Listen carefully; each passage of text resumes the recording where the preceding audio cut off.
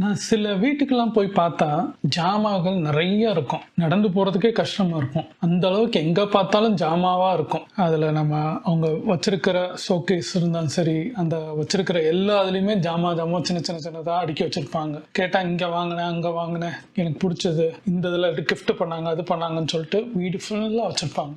இதே இது இன்னொருத்தவங்க வீட்டுக்கு போய் பார்த்தோம்னா ஜாமாவே இருக்காது. வீடே காலியா இருக்கிற மாதிரி இருக்கும். ரொம்ப நீட்டா அழகா இருக்கும். இந்த ரெண்டு டிஃப்ரெண்ட்டுமே நிறைய பேர் நம்ம இருப்போம். உதாரணமா எனக்கு நான் எடுத்துக்கிட்டாலே என் வீடு எப்படி இருக்கணும்னா, இப்போ நீங்க பார்த்தாலே தெரியும், கிளீனா இருக்கும். நான் ரொம்ப ஜாமான் வச்சிருக்க மாட்டேன். ரொம்ப நீட்டா நானும் சரி, என் ஒய்ஃபும் அப்படிதான். மேக்சிமம் பார்த்தா மாசத்துல ஒரு தடவையாவது வந்து அது கிளீன் பண்ணி தூக்கி போடுற ஹேபிட்ஸ். இதேதான் எங்க அப்பா அம்மா வீடு எப்படி இருக்கும்னா, ஃபுல் திங்ஸ் இருக்கும். அவங்க நான் பிறந்ததுலேருந்து, நான் பிறக்கிறதுக்கு முன்னாலேருந்து இப்போ வரைக்கும் எல்லாத்தையுமே வச்சிருப்பாங்க. இது மாதிரி எல்லா வீடும் அப்படி இருக்கும். நடக்கிறது கூட கஷ்டமா இருக்கும், ஏன் மூச்சு விடுறது கூட கஷ்டமா இருக்கும். அவங்கள்ட்ட கேட்டா என்ன சொல்லுவாங்கன்னா, இது என்னைக்கோ ஒரு நாள் உபயோகமாகும், இதுக்காண்டி அது வாங்கினேன், எனக்கு தேவை, என்னைக்கு தேவையோ அன்னைக்கு வாங்கணும்னு அவசியம் இல்லை. இப்படி வைக்கிறதுனால என்னன்னு பார்த்தோம்னா, நம்ம இந்த ஜாமான்லாம் வாங்கி வைக்கிறோம் நிறைய. நம்ம காலத்துக்கு அப்புறம் என்ன ஆகும்ன்றது யோசிச்சு பார்த்துருக்கோமா? யார் யூஸ் பண்ணுவா, என்ன ஆகும் கேட்டா நம்ம சொல்லலாம் என் ஜென்ரேஷனுக்கு யூஸ் ஆகணும். ஆனா அந்த ஜென்ரேஷன் நீங்க வாங்கி வச்ச பொருள் பிடிக்குமான்னு பார்த்தா கொஸ்டின் மார்க் தான். ஏன்னா அவங்களுக்கு வந்து நீங்க ஒரு ஆங்கிள் வாங்கி வச்சிருப்பீங்க, அவங்க ஆங்கிள் அது வேணான் இருக்கும். அவங்களுக்கு பிடிச்சது வேற வேற விஷயங்கள் இருக்கு.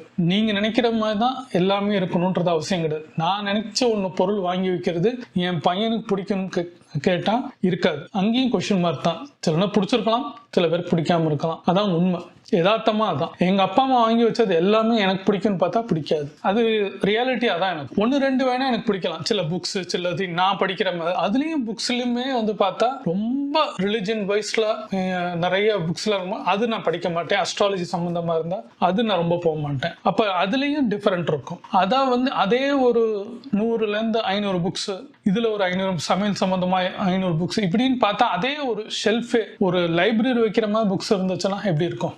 இதெல்லாம் இருந்தா என்ன பண்ணணும், ஒரு கான்செப்ட் வச்சிருக்காங்க. டெத் கிளீனிங் அப்படின்னு வச்சிருக்காங்க. இறந்து போனதுக்கு அப்புறம் கிளீன் பண்ணுமா அப்படின்ற கேட்கிற மாதிரி வார்த்தை உங்களுக்கு புரியும். அப்படி கிடையாது. டெத் கிளீனிங்னா என்னன்னா, உங்ககிட்ட இருக்கிற வேணாத பொருள், தேவையில்லாத வச்சிருக்கிறத கொடுத்துருங்கன்றாங்க. 60 வயசுல கொடுத்துருங்கன்றாங்க. இதுக்காண்டி நான் 60 வயசு வரைக்கும் வெயிட் பண்ணோமா? அப்படிலாம் கிடையாது. இது ஒரு பிராக்டிஸா மாத்துங்கன்றாங்க. அது எப்படி அப்படின்னு கேட்டோம்னா, நம்ம மேக்ஸிமம் சம்பாதிக்க ஆரம்பிச்சது 25 வயசுக்கு மேல 30 வயசு கிட்ட நல்லா சம்பாதிப்போம். அதுல ஒரு 40 வயசுல இருக்கிற நம்மளுக்கு பிடிச்ச மாதிரி வாங்கணும்னு நினைச்சு நிறைய விஷயத்த வாங்குவோம். ஏன்னா நம்ம வாழும் காலத்தில் அதை வாங்கியிருக்க மாட்டோம், அதை வாங்குவோம். அது 1-2 வாங்கலாம், ஆனா எதுக்கு வாங்குறேன்னே தெரியாம வாங்குவாங்க. சில பேர் பார்த்தா மாசத்துல ஒரு தடவை, இந்த பொங்கல் வரதுல ஒரு தடவை, இப்படி ஏதோ ஒரு கிளீன் பண்றேன்னு சொல்லிட்டு எடுப்பாங்க. எடுத்து பார்க்கும்போது எதுக்கு வாங்கினேன், என்ன சூழ்நிலை தெரியலன்னு சொல்லிட்டு வச்சிருப்பாங்க. இதே லேடிஸ் பார்த்தா நிறைய ட்ரெஸ் வாங்குவாங்க. அது அவங்களோட ஹேபிட்ஸ். அவங்களும் எதுக்கு கேட்டோம்னா, இதுக்கு அதுக்குங்க, அதுக்கு இதுங்க, இந்த ஃபங்க்ஷனுக்கு அந்த ஃபங்க்ஷன் சொல்லிட்டு வாங்கி வச்சிருப்பாங்க. மேக்ஸிமம் எல்லார் வீட்லயும் ஒரு பீரோ ஃபுல்லா இருக்கும். சின்ன பையனா இருந்தா அவனுக்கு ட்ரெஸ் போடணும்னு நிறைய வாங்குவாங்க. ஜென்ஸா இருந்தா நிறைய கேட்ஜெட்ஸ் வாங்குவாங்க. இப்ப ஆரம்ப காலத்துல நான்லாம் பார்த்தா நிறைய செல்போன் மாத்திக்கிட்டே இருப்போம், 2 வருஷத்துக்கு ஒரு தடவை. அதுக்கப்புறம் நிறைய கேட்ஜெட்ஸ் நம்மளுக்கு இப்ப இருக்கிற நீங்க எல்லாமே எல்லா கேட்ஜெட்ஸ்லயும் நானும் வாங்குற ஹேபிட்ஸ் இருந்தது. ஆனா ஒரு சர்டன் டைம்ல பார்த்தோம்னா அது ஏன் வாங்கணும்னு நம்மளுக்கே புரியாது. எதுக்கு யூஸ் ஆகுது, எல்லாரும் வாங்குறாங்களோ ஒரு ஸ்டைலுக்காண்டி வாங்கினோமான்னு தெரியல. அப்ப நம்ம என்னதான் பண்றது? டெத் கிளீனிங் பண்ண சொல்றாங்க. இது வந்து ஃபாரின்லாம் நிறைய நடக்கும். நிறைய சில பேர்லாம் வந்து அது பண்ணிட்டு இருக்கிறாங்க. இப்போ நான் இதை வந்து ஆரம்பத்துல இருந்து எப்படி பண்ணிட்டு இருக்கிறேன்னா, வேண்டியவங்களுக்கு அது கொடுக்க சொல்றாங்க. வேண்டியவங்கன்னா என்னன்னா, உங்களுக்கு தெரிஞ்சவங்க, உங்க வீட்டுல இருக்கிறவங்க யாருக்காவது அது கொடுக்க பாருங்க. நான் என்னோட போன்லாம், பழைய போன்லாம் வந்து என்னோட அண்ணன் பசங்க அவங்க எல்லாம் கேட்கும் போது அவங்களுக்கு கொடுத்துருவேன். மேக்ஸிமம் அந்த சேல் பண்றதோ அந்த ரீசேல் அந்த எதுவுமே நான் கொடுக்க மாட்டேன். இங்க யார் யாருக்கெல்லாம் தேவைப்படுதோ அவங்களுக்கு அந்த போன், என் கேஜெட்ஸ், என்னோட நிறைய இருக்கிற எல்லாத்துக்குமே நான் கொடுக்குற ஹேபிட்ஸ். இது போக சில புக்ஸ், என்னோட பேனா, என் கம்ப்யூட்டர் கூட இப்போ ரீசெண்டா ஒருத்தட்ட நான் கொடுத்துட்டேன். என் லேப்டாப்பையும் ஒருத்தட்ட கொடுத்துட்டேன், உபயோகமா இருக்கட்டும். ஏன்னா அவங்க ஜெராக்ஸ் கடை மாதிரி ஏதோ வைக்க போறாங்கன்னாங்க. அது தெரிஞ்செல்லாம் கொடுக்கல, கொடுத்துட்டேன் யாருக்கா கொடுங்கன்னு சொல்லி இந்த கம்ப்யூட்டர் வாங்குற ஷாப்ல. இப்போ அது அந்த மாதிரி பர்சனுக்கு அது போய் சேர்ந்துருக்கு. யாருக்கு இப்போ வந்து நம்மளுக்கு வந்து ஒரு பெரிய சிஸ்டம் தேவை. அவங்களுக்கு வந்து வெறும் ஒரு எக்ஸல் ஓப்பன் பண்ற மாதிரி, வேர்ட் ஓப்பன் பண்ற மாதிரி சிஸ்டம்னா என்னோட பழைய சிஸ்டம் அவங்களுக்கு பெட்டரா இருக்கும். அப்ப அவங்களுக்கு அது யூஸ். நம்மளுக்கு வேணாத பொருள் அவங்களுக்கு அது வந்து தங்கமா இருக்கும். அது மாதிரி கொடுக்க பாருங்கன்றாங்க. அப்போ உங்களோட 60 வயசுல சாகம் போகும்போது ஒரு 60 வயசுக்கு மேல இருக்கிறவங்க அத்தனை பேரும் வந்து லாஸ்ட் படத்துல இருக்கிற மாதிரி இந்தாங்கன்னு கொடுக்க நான் சொல்லல. இது ஹேபிட்டா மாத்துங்கன்றாங்க. ஹேபிட்டா எப்ப மாத்துறது? 60 வயசுல நான் மாத்துறது இல்ல. இப்ப நீங்க 60 வயசா இருந்தாலும் உங்களுக்கு தெரிஞ்ச ஜெனரேஷன் சொல்ல பாருங்க. இந்த வீடியோ பாக்குறவங்க என்ன பண்ணலாம், 30 வயசுல இருந்து இந்த ஹேபிட்டை ஸ்டார்ட் பண்ணுங்க. உங்ககிட்ட தேவையில்லாத பொருள் என்னென்ன இருக்கோ அதெல்லாம் வந்து மேக்ஸிமம் 1 வீக் ஒன்ஸோ 1 மந்த்துக்கு ஒரு தடவை வீட்டை கிளீன் பண்ணி அதை தூக்கி போடுறதுக்கு பாருங்க. இல்ல யாருக்கா கொடுக்க பாருங்க.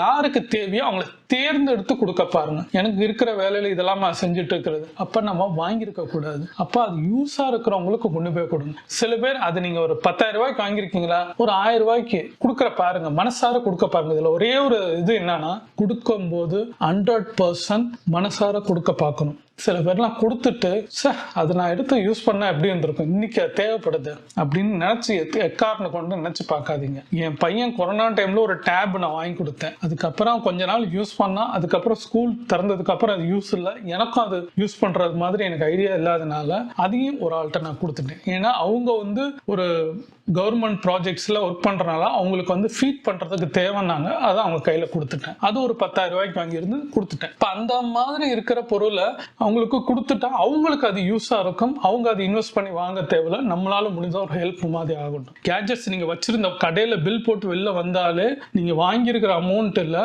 80% மைனஸ் ஆயிடும். அதான் ஒரு ரியாலிட்டி. அப்போ வந்து நம்ம அது யாருக்கோ ஒருத்தவங்க கொடுக்குறோம், தெரிஞ்சவங்களுக்கு கொடுக்கறது பெட்டர்ன்றது நான் நினைப்பேன். இப்போ எனக்கு தெரியாதவங்க கிட்ட போய் அந்த கம்ப்யூட்டர், இந்த லேப்டாப் சேர்ந்த மாதிரி இதை நான் ஆரம்பத்திலேருந்து நிறைய பண்ணுவேன். என் சைக்கிள்ஸ் அப்படிதான் கொடுப்பேன். உதாரணம் மெய்யழகன் படம் பார்த்திருந்தப்ப அரவிந்த் சாமி சைக்கிள் வந்து எப்படி கார்த்திட்ட போது பாத்தீங்களா, அது ஒரு அவருக்கு வந்து எந்த அளவுக்கு அது யூஸா இருந்திருக்கு. அவர் சைக்கிளை வந்து என்ன பண்ணணும்னு கேட்கப்போ யாருக்கா கொடுத்துருங்கன்னு சொல்லும் போது அந்த பையன்கிட்ட போது அவன் அந்த லைஃப்ல எப்படி யூஸ் ஆனா, அந்த சைக்கிள்னால அவனுக்கு என்ன வந்துச்சு, இப்ப நான் சைக்கிள் வச்சிருக்கேன் அப்படின்னு சொல்றது வருது பாத்தீங்களா. இந்த இதுதான் உங்களுக்கு தேவையில்லாதது அவங்களுக்கு தேவைப்படுற மாதிரி இருக்கும். அப்போ இது நம்ம கொடுத்துக்கிட்டே இருந்தா என்ன, எல்லா பொருளும் நான் கொடுத்துருந்தா என்ன ஆகுறதுன்னு கேட்டா, நீங்க தேவையில்லாத பொருளை வாங்காதீங்க. ஃபார் எக்ஸாம்பிள் சொல்லணும்னா, என் ஒய்ஃப் வந்து அடிக்கடி சொல்லிட்டு இருப்பாங்க, எங்க கார் ஒன்று வாங்கிடலாமே, நம்மளால வாங்க முடியுமே அப்படின்னு அவங்க சொன்னப்ப நான் சொன்ன ஒரே ஒரு விஷயம், ஒன்று நம்ம வாடகை வீட்டில் இருக்கோம், சொந்த வீடுன்னு நான் வாங்கலை. அப்போ காரை வாங்கி ரோட்டில் தான் நிப்பாட்டணும். ஆல்ரெடி சொந்த வீட்டுக்காரங்க அவங்க காரை நிப்பாட்டியிருக்காங்க. அந்த காரை வாங்கி டிப்ரிசியேஷன் தான் ஆகும், மைனஸ் ஆகிட்டே இருக்கணும். வாங்கின பொருள் அது ஒன்று தங்க மாதிரி இன்னைக்கு வாங்கின ரேட்லேருந்து அது மேலே வராது, அது கீழே தான் போகும். கீழே இஎம்ஐ கட்டுவோம், வேஸ்ட்டாக இருக்கும். என்னைக்கா ஒரு நாள் நம்ம எடுப்போம். நம்ம டூர் போறது ரொம்ப ரேரு. நம்ம போறோம்னா ஒரு லோக்கல்ல ஒரு காரு வாடகைக்கு எடுத்தோம்னா என்ன ஆகும், அவங்க 6,000 ரூபாயோ 7,000 10,000 ரூபாய் கூட கொடுத்து போயிடும். நம்ம ஒரு மாசம் இஎம்ஐ வருஷத்துல ஒரு தடவையோ 2 தடவையோ யூஸ் பண்றதுக்கு எப்படி நம்ம இந்த மாதிரி வாங்கி வேஸ்ட் பண்ணி என்ன பண்ற, அது மெயின்டெனன்ஸ் வேற. அதுக்கு அந்த ஆயில்ல இருந்து பெட்ரோல்ல இருந்து எல்லாமே நம்மளுக்கு மெயின்டெனன்ஸ் காஸ்ட் வந்து ஜாஸ்தியா இருக்கும். ஒரு சர்வீஸ் விட்டு வெளில வந்தாலே மினிமம் 7,500 ரூபாயிலிருந்து 10,000 ரூபாய்க்குள்ளன்றது சொல்லி நான் கேள்விப்பட்டிருக்கேன். அப்போ இந்த மாதிரி ஏன்னா பைக் விட்டாலே இப்போ ஆல்மோஸ்ட் 2,000 ரூபாய் வருது. இப்போ கார்னா நார்மல் சர்வீஸ் சார்ஜுக்கு, அப்போ இதுக்கும் நார்மலா விட்டாலே அந்த மாதிரி வருதுன்னு சொல்றாங்க. அப்ப நம்மளுக்கு எதுக்கு அது தேவையில்லை. அப்ப நம்மளுக்கு என்ன தேவையோ அதை மொத்தம் இருக்கிறத வச்சு பண்ண பாருங்கன்றாங்க. அப்புறம் சில பேர்ல பெரிய வீடு கட்டி வச்சிருப்பாங்க, ஆனா அவங்க இருக்கிறது 2 பேரு, பையங்களோ பொண்ணுங்களோ, ஒண்ணு கல்யாணம் ஆகி எங்கேயா போயிருக்கலாம், இல்ல வேலைக்கு எங்கேயா போயிருக்கலாம், அவங்க திருப்பி வரத்துக்கு அவங்க செட்டில் அங்க ஆயிருக்கலாம். அப்ப என்ன பண்ணலாம்னா, சில பேர் என்ன பண்ணுவாங்கன்னா, நாங்க வீட்டை கூட்டி இது பண்றது கஷ்டமா இருக்கு, சின்ன போர்ஷன் தான் எங்களுக்கு, அது பதில் இந்த வீடை இருக்கிற வேலைக்கு வித்துட்டு வேற ஏதாவது ஒரு இடம் சின்ன வீடை பார்த்து போறது பண்ணுங்கன்றாங்க. சில பேர் என்ன பண்றாங்கன்னா, ஒரு வயசானவங்க என்ன பண்றாங்கன்னா, இங்க இருக்காம ஒரு அபார்ட்மெண்ட்ஸ்ல போய் இருக்கிறாங்க. அவங்களுக்கு தேவையில்லை, அது நம்மளுக்கு இந்த இடத்துல இருக்கிறோம், நம்ம செக்யூரிட்டியா நல்லா இருக்கும், வயசான காலத்துல நல்லா இருக்கும் நம்மளுக்கு நினைச்சிட்டு அந்த மாதிரி ட்ரை பண்ணி போங்கன்றாங்க. அப்போ வாங்கும் போதே நீங்க கீழே இருக்கீங்க, மேல யூஸ் ஆகலைன்னா நம்ம என்ன பண்ணலாம்னா மேல வாடகை கொடுக்கலாம். நம்ம சுத்தி இருக்கிறது வேற ஏதாவது ஆக்குபேஷன் நம்ம மாத்தலாம், சின்ன கடையா மாத்தலாம், இப்படி ஏதாவது பண்ணுங்கன்றாங்க. அப்ப நம்மளுக்கு தேவையில்லாத விஷயத்தை நம்ம பண்ணும்போது நம்மளுக்கு அது வந்து விளைவு பின்னாடி பாத்தீங்கன்னா நம்ம காலத்துக்கு அப்புறம் என்ன ஆகும்னு யோசிச்சு பாருங்க. உதாரணமா மெடிக்கல் சம்பந்தமாக நம்ம எடுத்த ஸ்கேன் ரிப்போர்ட், அந்த ரிப்போர்ட் எல்லாமே இருக்கும். அது போக போஸ்ட் ஆஃபீஸ்ல நம்ம போட்டு வச்சது, அதுக்கப்புறம் நம்ம வந்து பேங்க்ல பணம் போட்டது, டெபாசிட் பண்ணது எல்லாமே இருக்குன்னா, நம்ம ஏஜ் ஆக ஆக நம்ம வீட்டுல இருக்க பசங்க கிட்ட பொண்ணுங்க கிட்ட இதெல்லாம் இதுல வச்சிருக்கேன், இவ்வளவு ரூபா டெபாசிட் பண்ணிருக்கேன், பேங்க்ல இதுல இருக்கு, போஸ்ட் ஆஃபீஸ்ல இவ்வளவு சேவிங்ஸ் இருக்கு, அப்புறம் என்னோட மெடிக்கல் சம்பந்தமா அதெல்லாம் இருக்கு, இது இந்த பேக்ல வச்சிருக்கேன், இந்த இடத்துல இருக்கு, அதை சொல்ல பாருங்க. இப்படியும் நம்ம சில விஷயங்களை சொல்ல என்ன ஆகும்னா, நம்மளோட மைண்ட்ல இருக்கிறது கிளீனா இருக்கும். அப்போ நம்மளுக்கு வந்து எந்த டென்ஷனோ எந்த விஷயத்தையும் யோசிக்கிறது, வயசான ஆக ஆக வந்து நம்மளுக்கு எந்த ஒரு நெக்ஸ்ட் சம்பாதிக்கணும்ன்றது சில பேர்த்துக்கு இருக்காது. அப்போ அவங்கள மாதிரி ஆகலாம் இந்த பேர்டன், என்னடா நம்ம அன்னைக்கு ஆசைப்பட்டு வாங்கினோமே இவ்வளவு ஜாமா வீட்டுக்குள்ள இருக்கு, என்ன ஆகும்னு யோசிக்கிறத விட முன்கூட்டியே நம்ம வந்து யாருக்கெல்லாம் தேவையா கொடுத்துட்டோம்னாலும் நம்மளுக்கு அந்த ஒரு திங்கிங் இருக்காது. ரெண்டாவது, தேவையில்லாத பொருளை வாங்காம இருக்கிறது எப்படின்றது பிராக்டிஸ் பண்ண சொல்றாங்க. நம்மளுக்கு இன்னைக்கு தேவைன்னா அந்த பொருள் வாங்குவோம், அது யூஸ் ஆகுமா, வாங்கி வச்சா யூஸ் ஆகுமா, அப்படி வாங்குங்கன்றாங்க. தேவையில்லாம பெரிய டிவி இன்வெஸ்ட் பண்றது, தேவையில்லாம கேஜெட்ஸ் வாங்குறது, தேவையில்லாம கார் வாங்குறது, வீட்டுல ஒரு பைக் இருந்தா எக்ஸ்ட்ரா 2 பைக் வாங்குறது, இப்படி ஒரு விஷயத்த நம்ம பண்றது. நம்மளுக்கு என்ன தேவையோ, ஒரு வீடு நம்ம வீட்டுல 4 பேர் இருக்காங்கன்னா 4 பேத்துக்கு ஏத்த மாதிரி வீடு கட்டணும். அடுத்தவன் கட்டியிருக்கான், என் சொந்தக்காரன் கட்டியிருக்காங்க, எய்தாப்புல பெரிய வீடுக்குன்னு நினைச்சு போனீங்கன்னா ஒன்னு இஎம்ஐனாலே மாட்டுவான். நம்ம பின்னாடி காலத்துல அது என்ன ஆகும்ன்றது நமக்கு தெரியாது. அதுக்கு பதிலா வாழ்றதுக்குன்னு ஒரு வீடு, அதை எப்படி லக்ஸரியா மாத்தணும்ன்றதெல்லாம் இப்ப இருக்கு. நீங்க ஒரு 1200 ஸ்கொயர் ஃபீட்லயும் நல்லபடியா இருக்கலாம், 600 ஸ்கொயர் ஃபீட் நல்லா இருக்கலாம், 400 ஸ்கொயர் ஃபீட்லயும் நல்லா இருக்கலாம். நீங்க எந்த இடத்துல வந்து எப்படி மாத்தலான்றது உங்களோட ஸ்டேட் இதுக்கு ஏத்தாம, ஐடியாக்கு ஏத்தாம ஆர்கிடெக்ட் மாத்தி தரத்துக்கு இப்ப ரெடி நிறைய சோர்சஸ் இருக்கு. அப்ப அதபடி நம்ம பண்ணிக்கலாம் தான் அவங்க சொல்ல வராங்க. அப்ப உங்களுக்குள்ள இருக்கிற பேர்டனையும் உங்களுக்குள்ள இருக்கிற சில விஷயங்களையும் குறைக்கிறதுக்காண்டியும் இது பண்றதுனால என்ன ஆகும்னா, வீட்டுல இருக்க பொருளை மாத்துறதுனால என்ன ஆகும்னா நம்ம மனசும் அது மாதிரி ரிஃப்ளெக்ட் ஆகுன்றாங்க. நீங்க ஜாமா வச்சு அடைச்சலோட இருந்தீங்கன்னா உங்க மனசும் அந்த மாதிரி தான் இருக்கும்.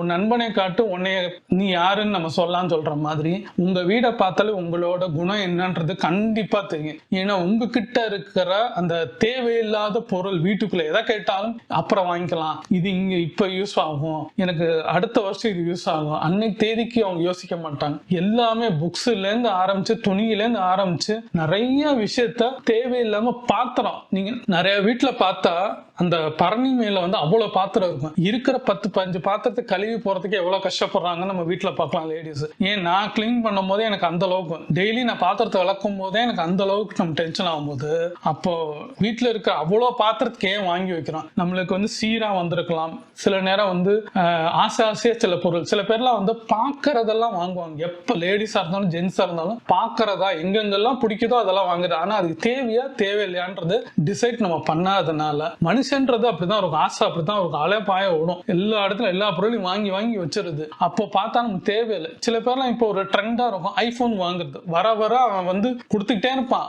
14, 15, 16, 17, 18, 20 அவன் 100 வரைக்கும் போவான், அவன் சம்பாதிப்பான். ஆனா நம்மளுக்கு அதுக்கு தேவையான எல்லா போனுமே கேமரா தான் இருக்கும், எல்லா போன்லயும் அந்த நம்ம பேசுறது தான் இருக்க போகுது, எல்லா நேரமும் நம்ம வீடியோ எடுப்போமா, எல்லா நேரத்திலும் நம்ம போட்டோ எடுப்போமான்ற யோசிச்சு பார்த்தீங்கன்னா நம்மளுக்கு என்ன போன் வேணும், நம்ம பட்ஜெட் என்ன, நம்மளுக்கு அது யூஸ் ஆகுமா, ஒரு போன் வாங்கணும்னு ஒரு 5-6 வருஷம் வச்சுக்கிறோமா, அப்படி யோசிச்சு வாங்கணும். வருஷம் மாத்தணும்னா அது வந்து எண்ணம் வேற. அப்போ இது மாதிரி நிறைய விஷயங்களை நம்ம மாத்தணும்னு நினைச்சா நம்மளே தான் நம்ம மாத்திக்கணும். ஏன்னா நம்மளும் வயசாயிருச்சுல, அது போன் பழசாயிருச்சு தூக்கி போட்டோம்னு நினைக்கிற மாதிரி மனுஷனையும் நினைக்கிறது தான் எனக்கு தோணும். அப்ப பெட்டர் நம்ம அந்த எண்ணத்தை மாத்த பார்க்கணும். நம்மள மாதிரி தான் அதுவும் ஒரு விஷயங்கள், யாருக்கு தேவையோ அவங்க வாங்கிக்கிட்டோம். சில பேர் காசு நிறைய இருக்கும், அவங்க ட்ரெண்டுக்கு அவங்க போட்டோம். நம்மள மாதிரி ஆளுங்க நம்ம அதை வாங்கிட்டு பின்னாடி அது அந்த ஒரு லட்சமே நம்மளுக்கு தேவைப்படும். அப்போ அது யூஸ் பண்றதுக்கு ஒரு போன்ல இன்வெஸ்ட் பண்றதோட அதை ஸ்பிளிட் அவுட் பண்ணி ஒரு மியூச்சுவல் ஃபண்டோ, ஒரு ஆர்டிஓ, ஒரு டெபாசிட்டோ ஏதோ ஒன்று நம்ம பண்ணி வைக்கிறதுக்குள்ள அது யூஸ் ஆகும். பின்னாடி ஒரு கோல்டு வாங்குறதுக்கு யூஸ் ஆகும். வேற விஷயங்களுக்கு நம்ம இன்வெஸ்ட் பண்ணி வைக்கும் போது அது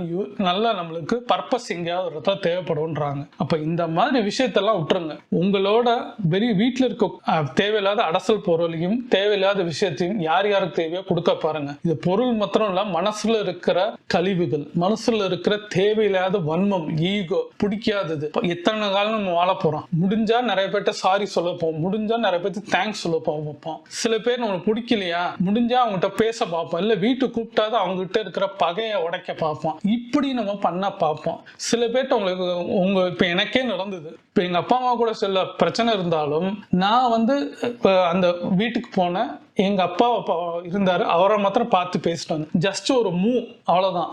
இது பல காலம் இருந்த பிரச்சனைய ஒரு கொடுத்துட்டு வந்தேன்.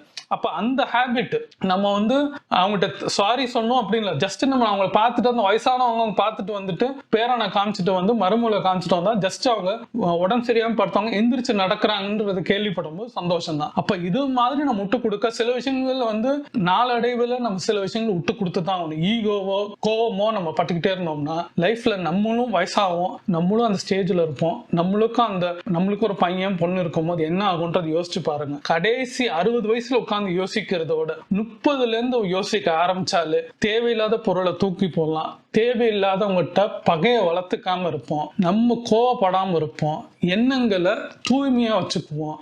எது தேவைன்றது நம்மளுக்கு டிசைட் பண்ணிட்டோம்னா எதுவுமே நம்மளே அண்டாது, தேவையில்லாத விஷயம் நம்ம கிட்ட வராதுன்றாங்க. அந்த டெட் கிளீனிங்ன்றது இன்னிலேருந்து ஆரம்பிக்குங்க. அது யாரா இருந்தாலும் உங்க வீட்டு சின்ன பையன் கூட சொல்லி கொடுங்க. ஒரு 10 வயசு ஆன பையன்கிட்ட இருந்து இதெல்லாம் தேவையில்லை வாங்கக்கூடாதுன்னு சொல்லி பழக ஆரம்பிங்க. அப்ப அவன் ஜென்ரேஷன்ல வளர்ந்து வரும்போது அவனுக்கு யூஸா இருக்கும். அதே இது நம்ம ஹேபிட் நம்ம பண்ணிக்கிட்டே இருந்தோம்னா பையன் பார்த்துக்கிட்டே இருப்பான், ஏன் பார்க்கல இது பண்றீங்கன்னு கேட்பான், பையனோ பொண்ணோ. அப்ப இதை நம்ம சொல்லலாம், இது தேவையில்லை, வீட்டுக்கு தேவையில்லை, சில விஷயங்கள் கொடுத்துருவோம் அப்படின்னும் போது அவனுக்கு புரியும். அப்ப ஏன்பா வாங்கினீங்கன்னா அந்த குழந்தைய கேட்கும், தப்பு தான்ப்பா வாங்கிட்டேன், இனிமேல் வாங்க மாட்டேன் தேவையில்லாத பொருள்னா அவனும் அந்த ஹேபிட். நம்ம தான் ஹீரோ, நம்ம பெத்தவங்க தான், பேரண்ட் தான் ஹீரோ. அந்த ஹீரோ நம்மள வந்து அவனுக்கு சொல்லி கொடுத்துட்டோம்னா அவன் வரும்போது இந்த திங்ஸ் அவன் பண்ணாம இருப்பான். இது கஞ்சத்தனம் எல்லாம் கிடையாது. நம்ம தேவையில்லாத விஷயத்த உலகத்துல இருக்க அத்தனை விஷயம் எல்லாருக்கும் தேவை, எல்லாருக்கும் எல்லா விஷயத்தையும் சாப்பிடணும்னு தோணும், எல்லாத்தையும் நம்ம அனுபவிக்கணும்னு தோன்றது மனசு அப்படிதான். ஆனா அதுலயும்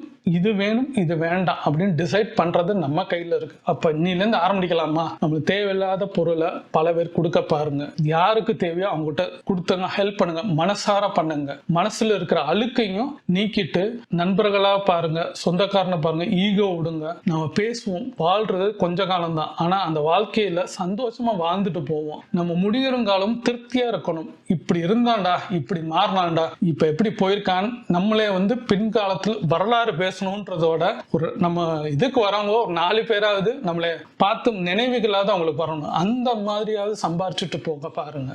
இது ஏன்டா வாழ்ந்தோம், எதுக்கு தேவை, நம்மளை வீட்டை பார்த்து தோன்றதோட இந்த எண்ணத்தோட வாழ்ந்தோம்னா மனசு குப்பையும் கிளீன் ஆகும், வீட்டுல இருக்க தேவையில்லாத பொருள் கிளீன் ஆகும், பல பேர் நம்மளுக்கு அன்போட பாசோட பாசிட்டிவ் எனர்ஜி டிராவல் ஆகும் தான் என்னோட எண்ணம் நம்மளுக்கு சுத்தமா இருந்தா, எண்ணம் போல் வாழ்க்கை நம்மளுக்குள்ள இருந்துச்சுன்னா வாழ்க்கை இனிமையா இருக்கும்ன்றதான் என்னோட நம்பிக்கை. என் பேர் ஸ்ரீராம். எண்ணம் போல் வாழ்க்கையை பத்தி பல வீடியோ, 1க்கு 4-5 வீடியோ பாருங்க. பிடிச்சிருந்தா சப்ஸ்கிரைப் பண்ணுங்க, லைக் பண்ணுங்க, ஷேர் பண்ணுங்க, கமெண்ட் பண்ணுங்க. லைக் பண்ணீங்கன்னா என் வீடியோ ரெக்கமெண்டேஷன்ல போகும், எனக்கு சப்போர்ட்டா இருக்கும். லைக் பண்ணுங்க ஃப்ரெண்ட்ஸ்.